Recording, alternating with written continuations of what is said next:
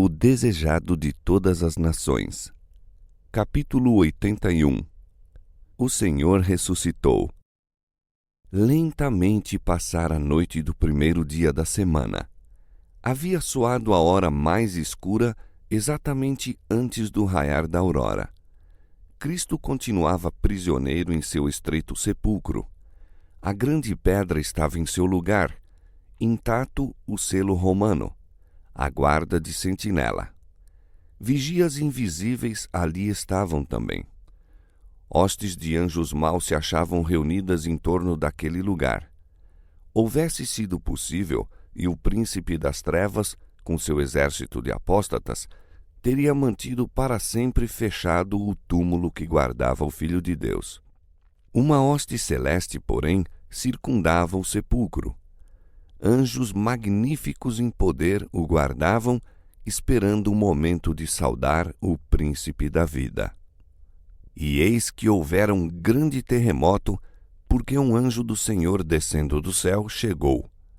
Vestido com a armadura de Deus, deixou este anjo as cortes celestiais. Os brilhantes raios da glória divina o precediam, iluminando-lhe o caminho. E o seu aspecto era como um relâmpago, e o seu vestido branco como a neve. E os guardas, com medo dele, ficaram muito assombrados e como mortos. Onde está, sacerdotes e príncipes, o poder de vossa guarda? Bravos soldados que nunca se atemorizaram diante do poder humano, são agora como cativos aprisionados sem espada nem lança. O rosto que contemplam não é o de um guerreiro mortal, é a face do mais poderoso das hostes do Senhor. Este mensageiro é o que ocupa a posição da qual caiu Satanás. Fora aquele que, nas colinas de Belém, proclamara o nascimento de Cristo. A terra treme à sua aproximação, fogem as hostes das trevas, e enquanto ele rola a pedra, dir-se-ia que o céu baixara à terra. Os soldados o veem removendo a pedra como se fora um seixo e ouvem-no exclamar: Filho de Deus, ressurge, teu Pai te chama. Veem Jesus sair do sepulcro e ouvem-no proclamar sobre o túmulo aberto: Eu sou a ressurreição e a vida. Ao ressurgir ele em majestade e glória, a hoste angélica se prostra perante o Redentor em adoração, saudando-o com hinos de louvor. Um terremoto assinalara a hora em que Jesus depusera a vida. Outro terremoto indicou o momento em que a retomou em triunfo. Aquele que vencera a morte e a sepultura saiu do túmulo com o passo do vencedor, por entre o cambalear da terra, o fuzilar dos relâmpagos e o ribombar dos trovões. Quando vier novamente à terra, comoverá não só a terra, senão também o céu. De todo vacilará a terra como o ébrio, e será movida e removida como a choça. E os céus se enrolarão como um livro, os elementos ardendo se desfarão, e a terra e as obras que nela há se queimarão. Mas o Senhor será o refúgio do seu povo e a fortaleza dos filhos de Israel. Ao morrer Jesus, tinham os soldados visto a terra envolta em trevas ao meio-dia. Ao ressurgir, porém, viram o resplendor dos anjos iluminar a noite e ouviram os habitantes do céu cantarem com grande alegria e triunfo: Tu venceste Satanás e os poderes das trevas, tu tragaste a morte na vitória. Cristo saiu do sepulcro glorificado e a guarda romana o contemplou. Seus olhos fixaram-se no rosto daquele a quem havia tão pouco tinham escarnecido e ridicularizado. Neste ser glorificado, viram o prisioneiro que tinham contemplado no tribunal, aquele para quem haviam tecido uma coroa de espinhos. Era aquele que, sem resistência, estivera em presença de Pilatos e de Herodes, o corpo lacerado pelos cruéis açoites.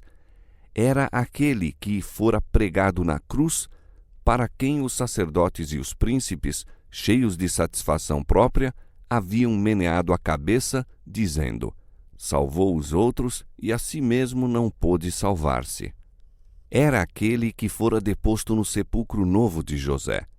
O decreto do céu libertara o cativo. Montanhas amontoadas sobre montanhas em cima de seu túmulo não o poderiam haver impedido de sair.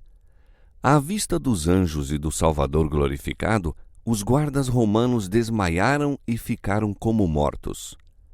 Quando a comitiva celeste foi oculta a seus olhos, eles se ergueram e, tão rápido como lhes permitiram os trêmulos membros, encaminharam-se para a porta do horto. Cambaleando como ébrios, precipitaram-se para a cidade, dando as maravilhosas novas àqueles com quem se encontravam. Iam em busca de Pilatos, mas sua narração foi levada às autoridades judaicas e os principais dos sacerdotes e os príncipes mandaram-nos buscar primeiro a sua presença. Estranho era o aspecto daqueles soldados. Tremendo de temor, faces desmaiadas, testificaram da ressurreição de Cristo. Disseram tudo exatamente como tinham visto. Não haviam tido tempo de pensar ou falar qualquer coisa que não fosse a verdade. Com doloroso acento, disseram: foi o Filho de Deus que foi crucificado. Ouvimos um anjo proclamá-lo a majestade do céu, o Rei da Glória. O rosto dos sacerdotes estava como o de um morto. Caifás tentou falar. Moveram-se-lhe os lábios, mas não conseguiram emitir nenhum som. Os soldados estavam para deixar a sala do conselho quando os deteve uma voz. Caifás conseguira falar por fim. Esperai, esperai, disse. Não digais a ninguém o que vistes. Uma mentirosa história foi então posta na boca dos soldados. Dizei: vieram de noite os seus discípulos e, dormindo nós, o furtaram. Aí se enganaram os sacerdotes. Como poderiam os soldados dizer que os discípulos tinham furtado o corpo enquanto eles dormiam? Se dormiam, como podiam saber? E houvessem os discípulos provadamente roubado o corpo de Cristo, não teriam os sacerdotes sido os primeiros a condená-los? Ou, caso houvesse as sentinelas dormido ao pé do sepulcro, não teriam os sacerdotes se apressado a acusá-los a Pilatos?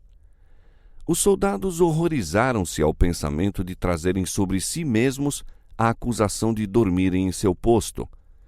Era este um delito castigado com a morte.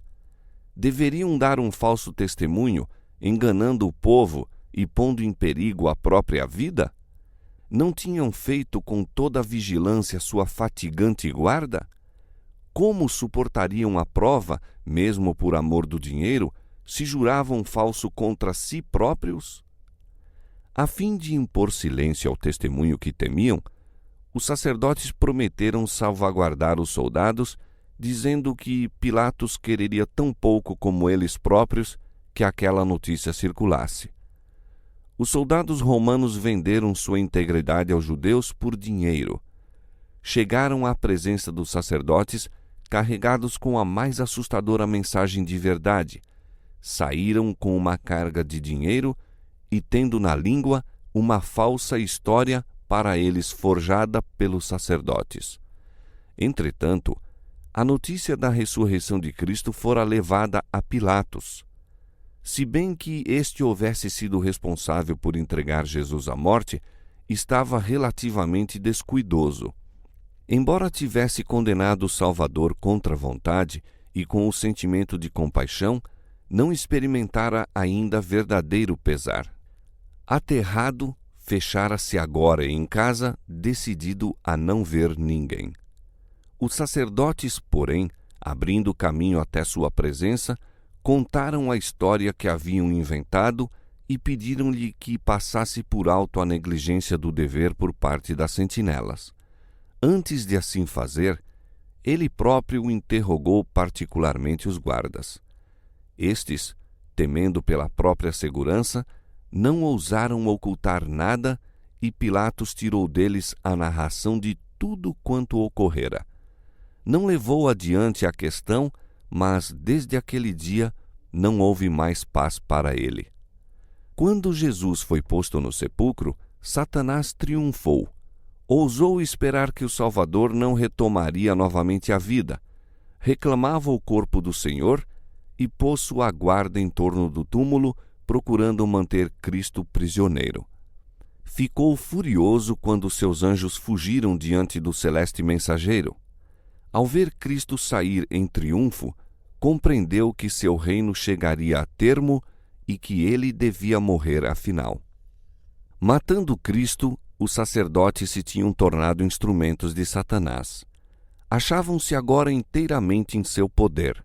Estavam emaranhados numa teia da qual não viam escape senão continuando sua guerra contra Cristo. Ao ouvirem a notícia de sua ressurreição, temeram a ira do povo. Recearam que a própria vida corresse perigo. A única esperança para eles era provar ser Cristo um impostor, negando haver ressuscitado. Subornaram os soldados e conseguiram o silêncio de Pilatos. Espalharam por perto e por longe sua mentirosa história. Testemunhas havia, porém, a quem não podiam reduzir ao silêncio. Muitos tinham ouvido falar do testemunho dos soldados quanto à ressurreição de Cristo, e alguns dos mortos ressuscitados com Jesus apareceram a muitos, declarando que ele ressurgira. Foi levada aos sacerdotes a notícia de pessoas que tinham visto esses ressuscitados, ouvindo o testemunho deles. Os sacerdotes e os principais estavam em contínuo terror não acontecesse que, ao andar pelas ruas ou no interior das próprias casas, se vissem a encontrar face a face com Jesus. Sentiam que não havia segurança para eles. Ferrolhos e traves não passavam de frágil proteção contra o Filho de Deus. De dia e de noite achava-se diante deles aquela horrível cena do tribunal, quando clamaram: "O seu sangue caia sobre nós e sobre nossos filhos." Nunca mais lhes havia de apagar da memória aquela cena. Jamais desceria sobre eles um sono tranquilo. Quando foi ouvida no túmulo de Cristo a voz do poderoso anjo dizendo: "Teu Pai te chama", o Salvador saiu do sepulcro pela vida que havia em si mesmo. Provou-se então a verdade de suas palavras: "Dou a minha vida para tornar a tomá-la. Tenho poder para a dar e poder para tornar a tomá-la." Então se cumpriu a profecia que fizera aos sacerdotes e príncipes: "Derribai este templo e em 3 dias o levantarei." Sobre o fendido sepulcro de José, Cristo proclamara triunfante: "Eu sou a ressurreição e a vida." Estas palavras só podiam ser proferidas pela divindade. Todos os seres criados vivem pela vontade e poder de Deus. São subordinados recipientes da vida de Deus. Do mais alto serafim ao mais humilde dos seres animados, todos são providos da fonte da vida. Unicamente aquele que era um com Deus podia dizer: "Tenho poder para dar minha vida e poder para tornar a tomá-la." Em sua divindade, possuía Cristo o poder de quebrar as algemas da morte. Cristo ressurgiu dos mortos como as primícias dos que dormem. Era representado pelo molho movido e sua ressurreição teve lugar no próprio dia em que o mesmo devia ser apresentado perante o Senhor. Por mais de 1000 anos, esta simbólica cerimônia fora realizada. Das searas colhiam-se as primeiras espigas de grãos maduros, e quando o povo subia a Jerusalém, por ocasião da Páscoa, o molho das primícias era movido como uma oferta de ações de graças perante o Senhor.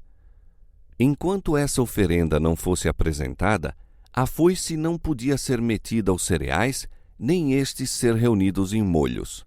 O molho dedicado a Deus representava a colheita. Assim, Cristo, as primícias, representava a grande messe espiritual a ser colhida para o reino de Deus.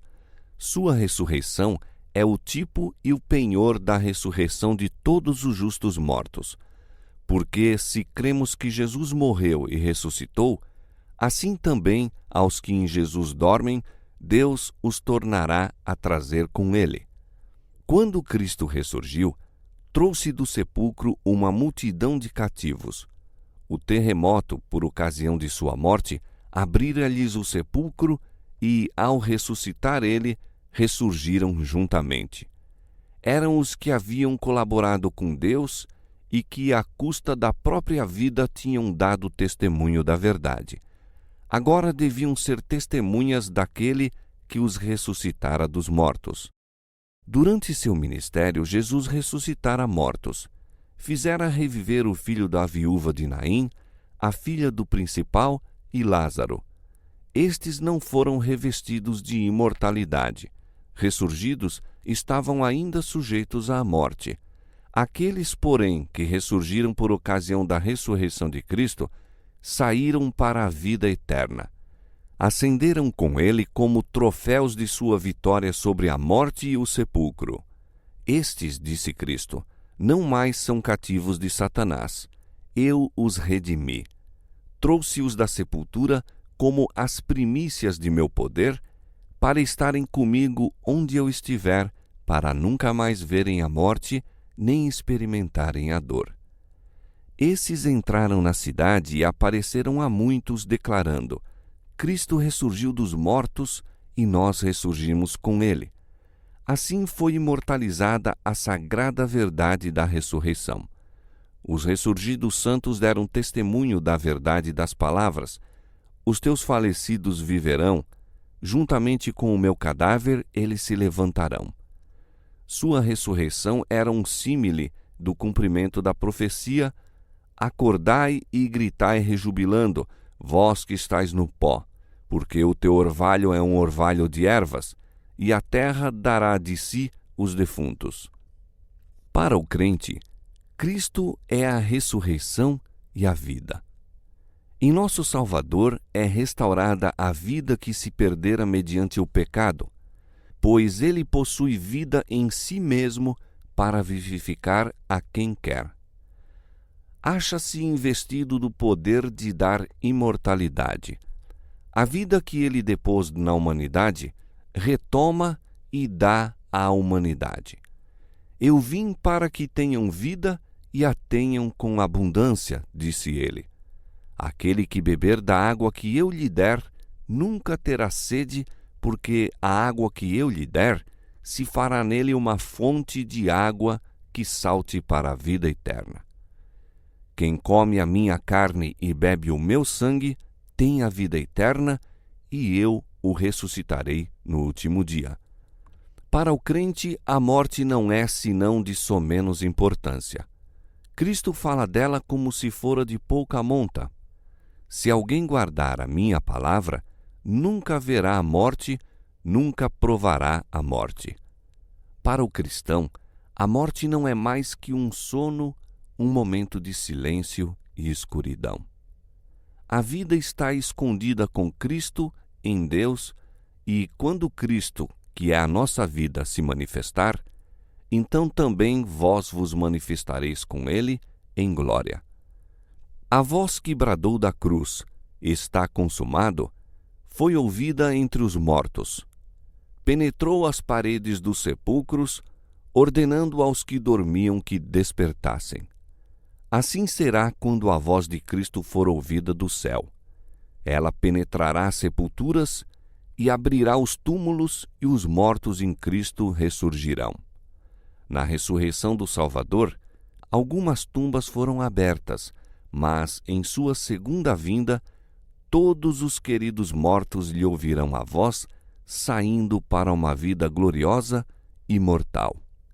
O mesmo poder que levantou a Cristo dentre os mortos, erguerá sua igreja, glorificando-a com ele, acima de todos os principados, de todas as potestades, acima de todo nome que se nomeia, não somente neste mundo, mas também no mundo por vir.